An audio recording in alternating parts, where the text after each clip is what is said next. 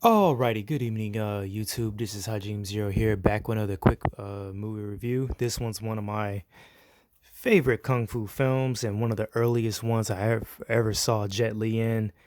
I think the first one actually I saw him in was Black Mask. It was either this one or that one. And of course, his other classic one is Once Upon a Time in China.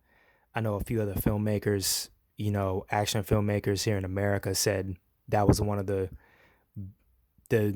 core Jet Li films, actually the first three that I mentioned, and of course Chow Yun Fat with his hard boiled, movie influence and other action influence as well.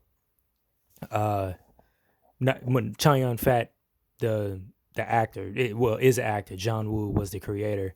So this one is it's kind of a weird history. This one is actually a remake of Bruce Lee's Fist of Fury, where he's searching for the killer who murdered his master, the real life Hua Hunjao that Jet Li had portrayed in Fearless. And the character he portrays here is fictional, named Shin Chen. And they even I think they remade it again with Donnie Yen, who had portrayed him. But it's kind of funny how it's a reflection, on history as well as off history. And I'm gonna talk about that again, with the history of anime and the animatrix when we get to that point. But this movie was really a major influence on the makers of the Matrix, of action Hong Kong films, especially with them flying around, and even the same choreographer Yi Wu Ping, it was on that movie. He even had creative control, but I'll talk about all that stuff when we get to the Matrix. But um, this film is, to me, the story was even done really well. It was, of course, a historical context, and if you see the movie Fearless, this is pretty much the aftermath of what had happened.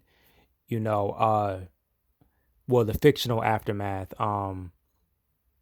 Because in the movie itself, Hua Hunjao told his students to not seek revenge, and spoiler alert, what they had revealed, they didn't reveal it in Fearless, but in this movie, apparently it was one of the Chinese, one of their own, who actually killed him. The Japanese paid the person to do it, and of course, the Shinchin went to the actual master, uh, Aikido master or whatever fighting style it was. Excuse me, I hate that. Went to the actual Japanese master, and they had a fair fight, and I think it indirectly has stated that he never killed him.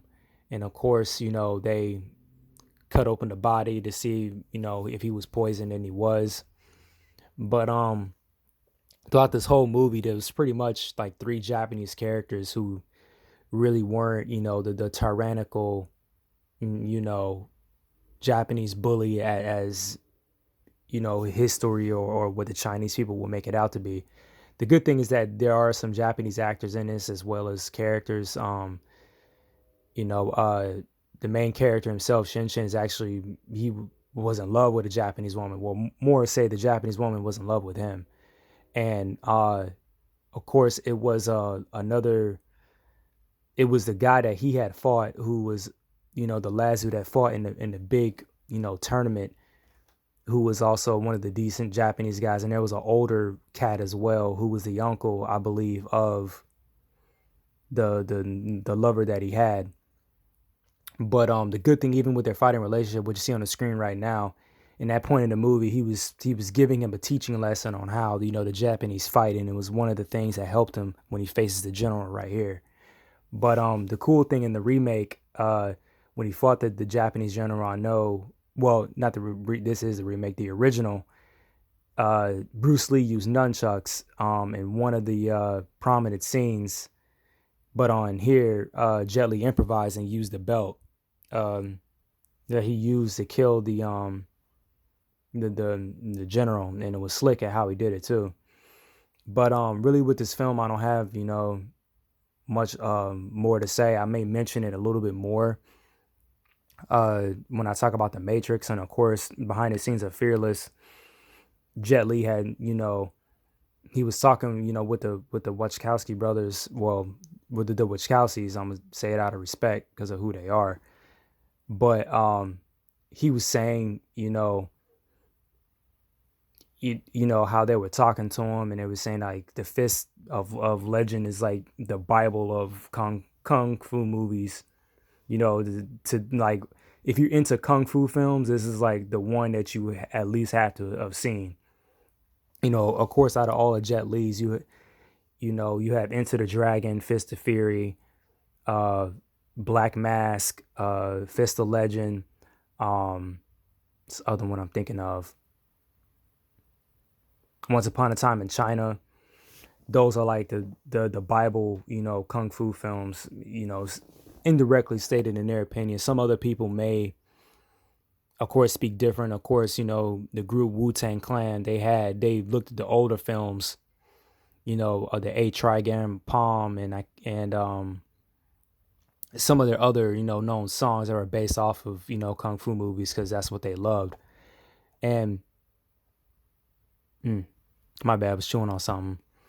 But to me personally, I liked Jet Li's old school kung fu films more than I did Jackie Chan's. There's only like a few, because I grew up watching his stuff as well. Mr. Nice Guy, Three Strikes. I